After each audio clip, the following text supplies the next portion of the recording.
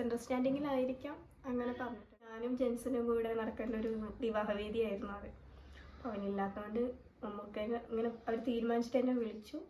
അങ്ങനെ ഇത്ര time news പറഞ്ഞ യൂട്യൂബ് ചാനലുണ്ട്, അവരാണ് എനിക്ക് ഈ വീട് തരുന്നത്. 2-3 വീടൊക്കെയാണ് ശ്രുതിക്ക് എന്നൊക്കെ പറയുന്നുണ്ട്. എന്താ ഇതിന്റെ ശരിക്കൊരു വസ്തുത എന്താണ്? അത് കറക്റ്റ് എനിക്കറിയില്ല എന്തുകൊണ്ടാണ് അവരെങ്ങനെ പറയുന്നതെന്ന്. ഓരോ അനൗൺസ്മെന്റ് വന്നിട്ടുണ്ട്, ഓരോരുത്തർ വാഗ്ദാനം തന്നിട്ടുണ്ടല്ലോ എനിക്ക് വീടിന്റെ. ചിലപ്പോൾ അതിന്റെ ഒരു മിസ്അണ്ടർസ്റ്റാൻഡിങ്ങിലായിരിക്കാം അങ്ങനെ പറഞ്ഞിട്ടുണ്ടാവുക.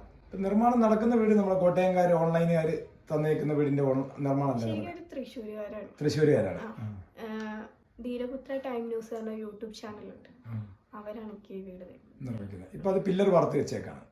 ഇനിയിപ്പോ കറണ്ട് കണക്ഷൻ കിട്ടിയാലാണ് ബാക്കി നിർമ്മാണം നടക്കുന്നത്. ഇപ്പം ശ്രുതിയുടെ കൂടെയുള്ള ബാക്കി ആൾക്കാരുണ്ടല്ലോ വീട്ടിൽ, ഇപ്പം 4-5 കുടുംബം ശരിക്കും ഇവിടെ ഉണ്ട്. അവരുടെയൊക്കെ അവസ്ഥ എന്താ ഇപ്പൊ ശരിക്കും പറഞ്ഞോ? അവരൊക്കെ അവസ്ഥ ഓരോരുത്തർക്ക് ജോബില്ല, ആക്സിഡന്റ് ആയി, അതിന്റെ ഓരോ പ്രശ്നങ്ങളും കാര്യങ്ങളൊക്കെ ഉണ്ട്. വർക്ക് വല്ലപ്പോഴൊക്കെ ഉണ്ടാവാറുള്ളൂ. അവരും കൂടെ ഒരു പരിഗണിക്കപ്പെടേണ്ടവരാണ് ശരിക്കും. അതെ, ഈ ശരിക്കും വീട്ടിലെ ചേച്ചിന്റെ ഹസ്ബൻഡും മൂത്തേട്ടനുണ്ട്, വലിയച്ഛൻ്റെ മണി. അവർ രണ്ടുപേരും ഇപ്പൊ ജോബിന് പറഞ്ഞിട്ട് പോകുന്നുള്ളൂ. പിന്നെ എനിക്കും ആയല്ലോ, ഞാനും കൂടെ ഞങ്ങൾ 3 പേരും ഇപ്പൊ ഈ വീട്ടിൽ പോകുന്നുള്ളൂ. ഞങ്ങളിപ്പോ ഒരു 10 ആൾക്കാരായിട്ടുണ്ട് ഇവിടെ, കുട്ടികളടക്കം. വയസ്സായ അമ്മമാര് 2 പേരുണ്ട്. ഹാപ്പിയാണ്. മുന്നോട്ടുള്ളൊരു ജീവിതത്തിലോട്ടൊരു കൈത്താങ്ങായല്ലോ, അതുകൊണ്ട് സന്തോഷമുണ്ട്. എവിടത്തേക്കാണ് ഇപ്പോൾ ഉത്തരവ് ലഭിച്ചേക്കുന്നത്? റവന്യൂ വകുപ്പ് എന്ന് പറഞ്ഞല്ലോ. അപ്പോൾ രാജൻ സാർ എന്നെ ഇത് പറഞ്ഞപ്പോൾ തന്നെ രാജൻ സാർ എനിക്ക് മെസ്സേജ് ഉണ്ടായിരുന്നു. അങ്ങനെ ഇപ്പോൾ ഏത് ഡിപ്പാർട്ട്മെന്റ് എന്ന് കറക്റ്റ് അറിയണം. റവന്യൂ മന്ത്രി. അതെ. എപ്പോഴത്തേക്ക് ജോയിൻ ചെയ്യാൻ ഉദ്ദേശിക്കുന്നത്? അടുത്ത ആഴ്ച ആകുമ്പോഴത്തേക്കും ജോയിൻ ചെയ്യണം. കുറച്ച് സർട്ടിഫിക്കറ്റും കാര്യങ്ങളൊക്കെ ഉണ്ടാക്കാനുണ്ട്. അപ്പോൾ അത് റെഡി ആയി കഴിഞ്ഞാൽ ജോയിൻ ചെയ്യും. കുറേ ദുഃഖങ്ങൾക്കിടയിൽ നമുക്കൊരു സന്തോഷമൊക്കെ ആയിട്ട് ഷാർജ ബുക്ക് ഫെസ്റ്റിലൊക്കെ പോയല്ലോ. എന്തായിരുന്നു അനുഭവമൊക്കെ? നല്ല അനുഭവം തന്നെ. ആദ്യമായിട്ടാണ് വിദേശയാത്രയ്ക്ക് പോകുന്നതായിട്ട്. നല്ലൊരു അനുഭവം. അതായത് ഡോക്ടർ താഹിറയാണ്. താത്തയായിട്ട് ഞാൻ 3 മാസത്തെ പരിചയമുണ്ട്. അങ്ങനെ ഇതിൽ പോയതാണ്. പുള്ളിക്കാരത്തിൻ്റെ ഒരു ബുക്കിൻ്റെ പരിപാടിക്ക് പോയതാണ്. ക്ഷണിച്ചിട്ട് എത്ര ദിവസം നിന്നവിടെ?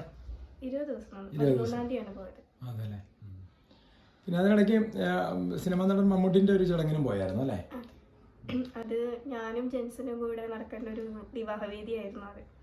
അവനില്ലാത്തതുകൊണ്ട് നമുക്ക് ഇങ്ങനെ അവർ തീരുമാനിച്ചിട്ട് എന്നെ വിളിച്ചു. അങ്ങനെ പോയത്.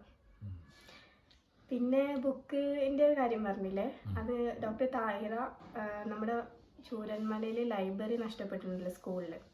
അപ്പോൾ ആ ലൈബ്രറി നിർമ്മാണത്തിൻ്റെ ഒരു ആവശ്യം കൂടെ അവിടെ നടക്കുന്നുണ്ട്. അതിനും കൂടെയുള്ള സമാഹരണം നടക്കുന്നുണ്ട്.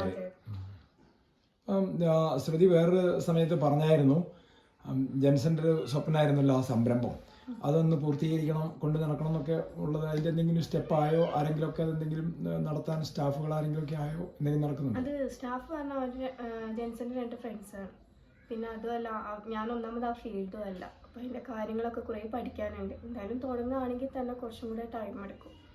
അപ്പോൾ അവർക്കൊരു സപ്പോർട്ട് കൊടുത്തിട്ട് സപ്പോർട്ട് കൊടുക്കണമെങ്കിൽ തന്നെ ഞാൻ ആദ്യം പഠിക്കണം അതിനെക്കുറിച്ച്. അപ്പോൾ ഫയലും കാര്യങ്ങളൊക്കെ സെറ്റാക്കി വെച്ചിട്ടുണ്ട്. ഇന്ന് കൂടുതൽ പഠിച്ചു കഴിഞ്ഞിട്ട് എന്നെ കൊണ്ട് പറ്റുന്നുണ്ടെങ്കിൽ ഞാൻ ഫീൽഡിലോട്ട് ഇറങ്ങും. എനിക്ക് ഈ ജോബിന്റെ കൂടെ അല്ലാതെ ഞാൻ പഠിക്കുന്നുമുണ്ട്. അപ്പോൾ അതിന്റെ ഇടയിൽ കൂടെ പിന്നെ ഡിഗ്രി തേർഡ് ഇയർ പഠിക്കുന്നു. ഏതാ സബ്ജക്ട്? ഏതാ? BA English. ഇനി അതും കൂടെ കണ്ടിന്യൂ ചെയ്യണം, അതിന്റെ തുടർ പഠനം ചെയ്യണം. അപ്പോൾ എല്ലാം കൂടെ എന്നെ കൊണ്ട് ആവില്ലല്ലോ. അപ്പോൾ ചിലപ്പോൾ ജെൻസിന്റെ ഫാമിലി ചെയ്യാന്നുണ്ടെങ്കിൽ ഒരു സപ്പോർട്ടിങ് എന്നുള്ള രീതിക്ക് കൊണ്ടുപോകാമെന്ന് വിചാരിക്കും.